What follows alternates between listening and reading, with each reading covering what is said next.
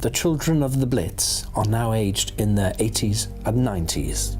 They could be forgiven for bearing a grudge towards their oppressors. Yet, remarkably few of them today have feelings of resentment, a sentiment that was common amongst their parents' generation towards the German nation. Perhaps their magnanimity is the hallmark of the Dunkirk spirit, the sense of adventure, the prism through which they experienced the Blitz.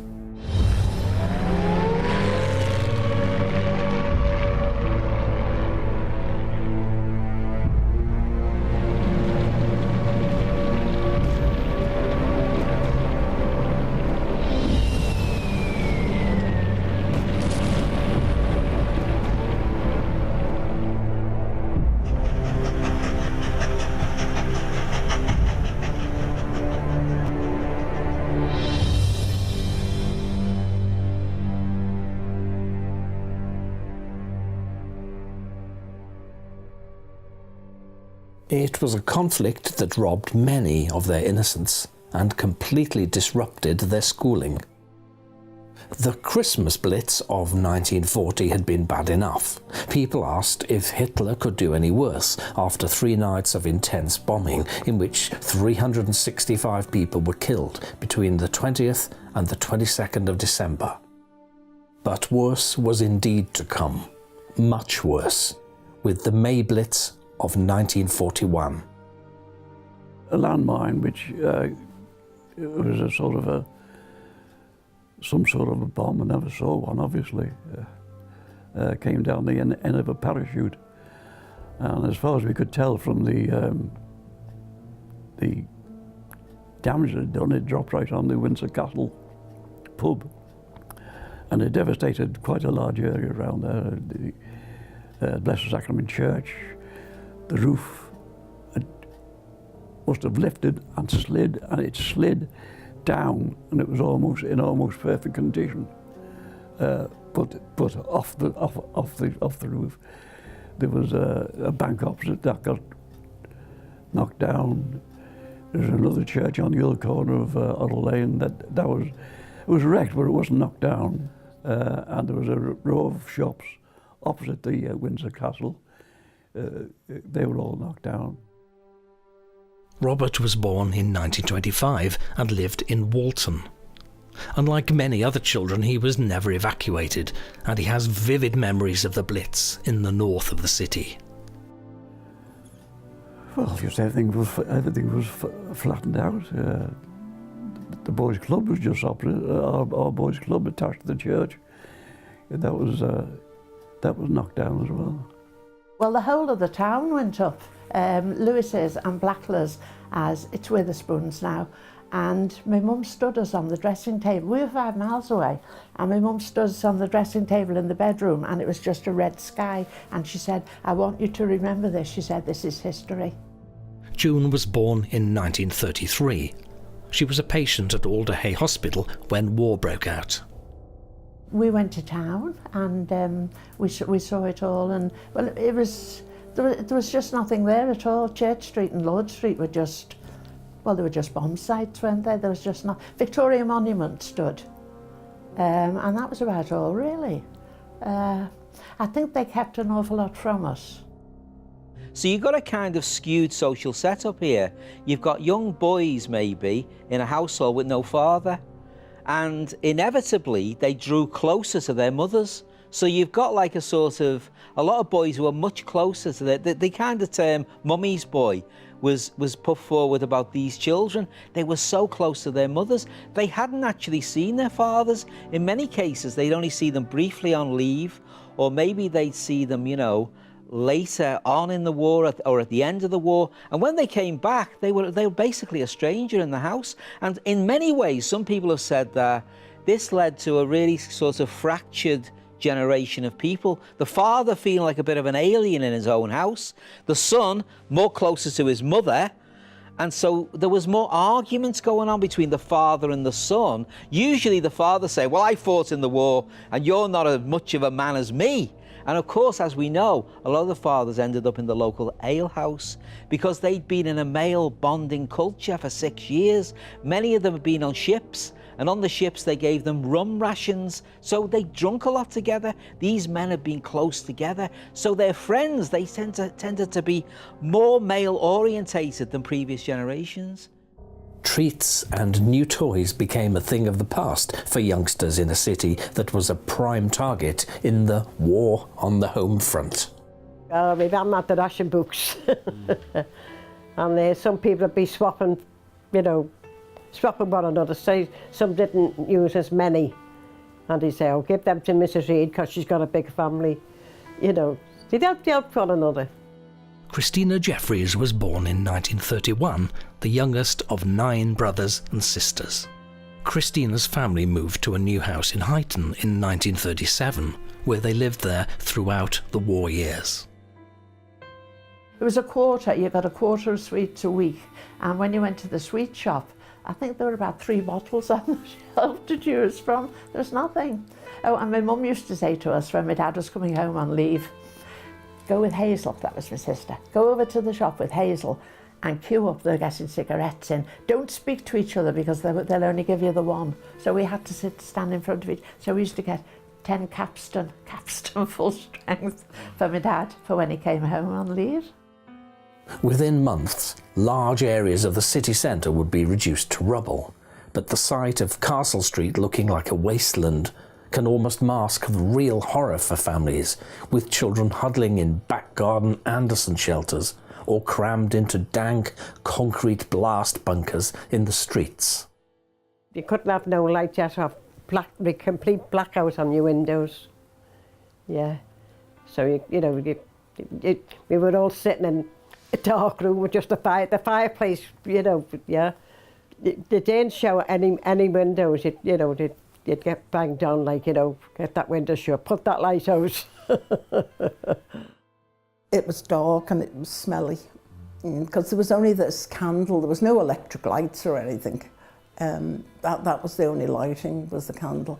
And they used to have a wooden door with like slats, open slats, and the neighbours had put a curtain to keep some of the cold out probably, and the candle from stopping it from blowing out.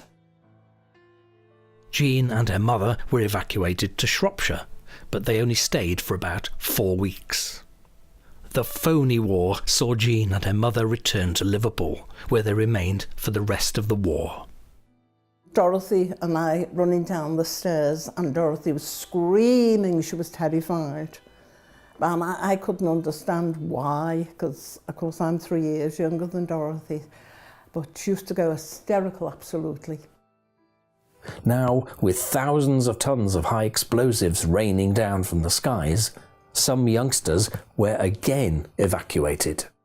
But others stayed, and older children were put to work in the war effort. I mean, I'm 14, can't thread a needle, and I get put on inspection of looking at these leggings and going through all the seams to make sure the machining hadn't run off, the stitching hadn't run off. Or if it had, you had to mark it with a white chalk. But then when you took anything back, the people were so nice, they all just did it. They didn't complain and say, I'm not doing that or anything else. I couldn't see them doing that today, but, Mary was born in 1925. She was 14 when the war began. Very soon, Mary started work and joined the war effort at a factory in the city centre. Some intrepid kids, like trainee butcher Drever Kendrick, volunteered to do his bit, riding a pushbike as a Home Guard messenger. Drever, from Knotty Ash, soon found himself in the thick of the action, not long out of short pants, at the age of 14. And I went over to the warden's post to see if I was needed for duty, and he said, you better go down to the shelter for now. So I rode back down to the shelter in Thomas Lane, and I was just walking down the steps into the shelter when there was a swish and then a huge bang, massive, and I felt something push me in my back, took me off the steps, and I fell into the bottom of the shelter. Everybody in the shelter said, are you all right? Yeah. I said, yes, I'm all right. I said, it's a surprise. And another chap standing by the doorway said, that was close, wasn't it? It must be nearby. I said, yes, it is close. We'll go and have a look in a few minutes. And then a lady warden came out of her house. We had a lady who was an air raid warden. She said, Drever, I'm so glad you've come. She said, I've got a bomb on my bed. And I said, Miss Harrison, why have you got a bomb on? She said, come and have a look. She said, I don't want to see it anymore. So I went upstairs to her bedroom, and there was a hole in the ceiling. You could push a wheelbarrow through. There was a hole in the roof. You could see the stars through there. You know? But on her bed, it wasn't a bomb. It was a massive lump of clay, a huge lump of clay, about 4 foot diameter like that, yeah. Being thrown up, you see, by the bomb, you see. Come back after the break to find out more about Drever's brush with a landmine and hear how he helped avert a rail disaster.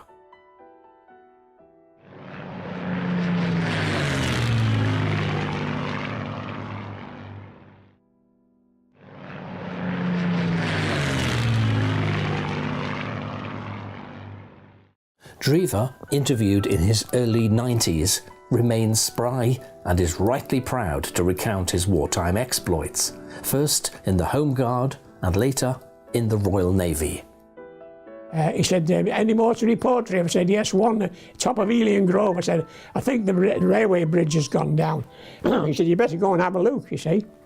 So I went to have a look, climbed over the embankment with me cycle lamp, walked down towards the bridge where the bridge should have been, and the bridge was gone. It had fallen onto the track completely, you see. And a big bomb hole in the side, like.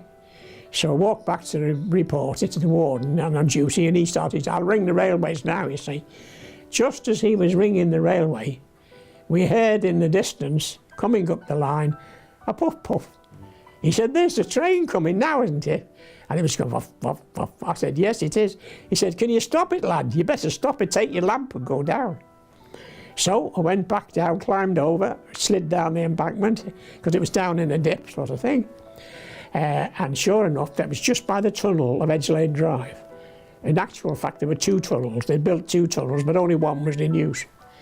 I saw the light of the locomotive coming through the tunnel, and I started swinging my lamp backwards and forwards like this, because my signalman at Green Station had always told me, if we need to stop a train in emergency, always swing your lamp. Your swinging lamp will always tell a driver there's trouble. The big fella with the cap, with the lamp, what the bloody hell are you doing? What are you playing out down on the line here for?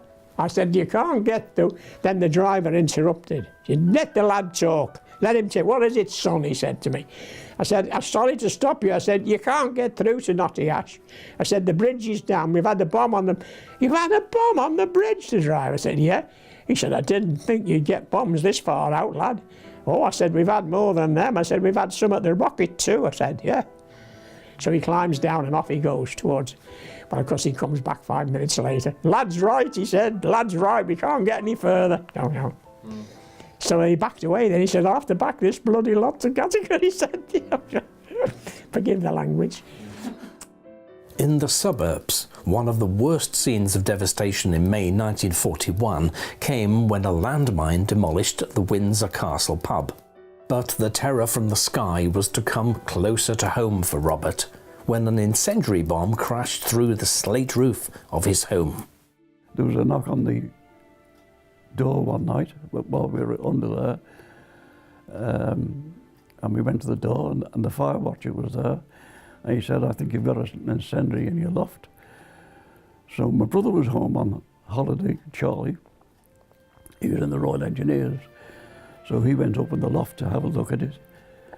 As it happened, it stuck into a rafter in the ceiling up against a wall, and that was just over the mum and dad's bed. And he shouted to me to bring up some sand, and I took up a big bucket of sand up the stairs through my legs and handed it up to him, and he just doused the incendiary bomb with all the sand and left it there to burn. Luckily, that fire watcher spotted it. We wouldn't have known anything about it, and it would have got a real hold on the whole building.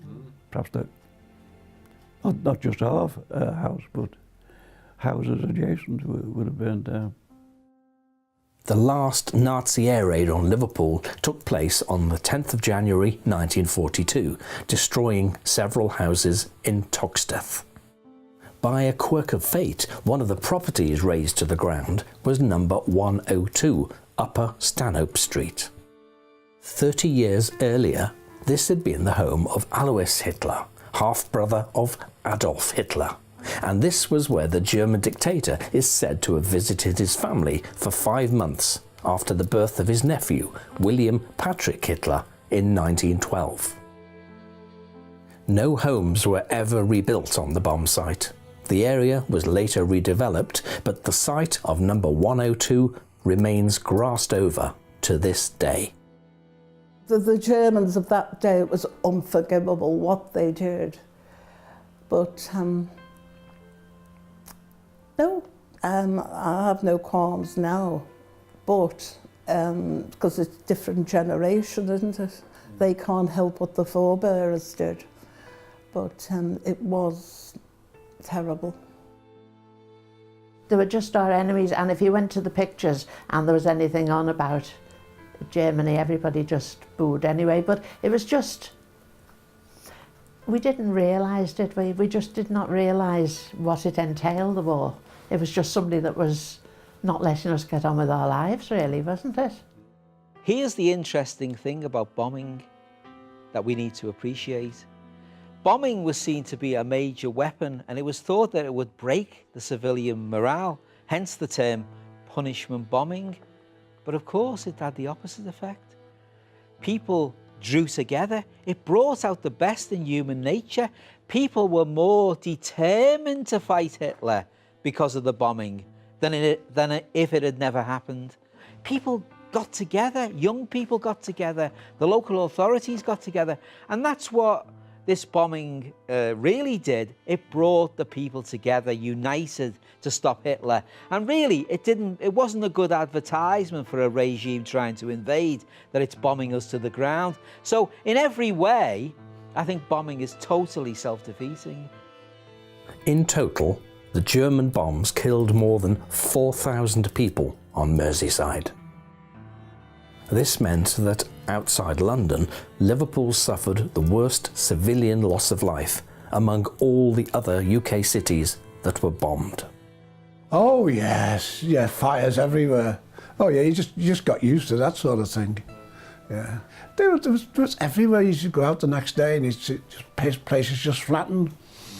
I mean, we used to play in what we call the bombies, the bombed houses, you know, we used to go and play in them, you know, and it was naughty really, I suppose. We did that and both picked up various things that people had obviously left, but we were used to it because there was bombing, everything was bombed in that region of Liverpool, right into the city. I mean, it was quite considerable. You'd hear the sirens, and then you wouldn't hear any more noise for perhaps an hour. And then you might in the distance hear explosions, which might mean attack fire, guns or something, you see.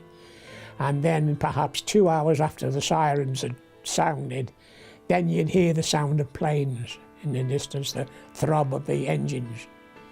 And you'd wonder then whether you were going to get a bomb or what or not. But usually, living out in the sticks, as it was called, not the ash in those days, we didn't get a bomb, you see. We were always lucky that way, but everybody else got them, or at least the city and the docks got them. Yeah.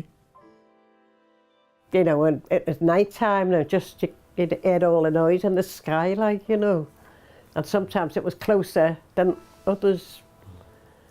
And then like, you know, with my mum, like, as I said, like, she lost, her family lived in town, still lived in town at that time. And I said there was only that one that survived, you know. The children of the Blitz cherish memories of their most unusual childhood, yet many bear mental scars of the experience and have suffered the lasting effects of being children raised in a war zone. Oh, it did rob us. It robbed us of an education, I think that's what. But then I think of all the people that lost their lives, all the children, you know, and I thought, what's an education? I did all right in the end. But as I say, I don't know how we learn to read and write half of us, because there was no continuity, nothing. It did. I'm pretty certain it matured me.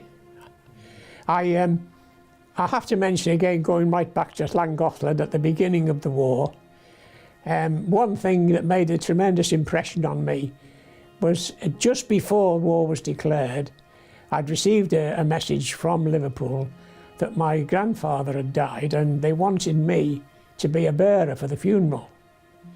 And if I wanted to come, they would telegraph the rail fare to me. And I went by the early Birkenhead train from Llangollen station. And when the train pulled into Acrifar, one of the local stations in North Wales, a minister got in the carriage with me, sat opposite me. And he wanted to know why was a young man like me at that hour of the morning travelling on the Birkenhead train. And I told him, and he talked about life in general and families and dying and so on. And we were good friends by the time we reached Birkenhead. And I reckon that made a massive difference to my life during the Blitz, during the war, because war was declared shortly after that. And I think I matured, if is the word you use. I think I matured very quickly in the first 6 months of war. Tune in to the next episode to hear how the children of the Blitz survived the war, experienced VE Day, and set about getting on with the rest of their lives.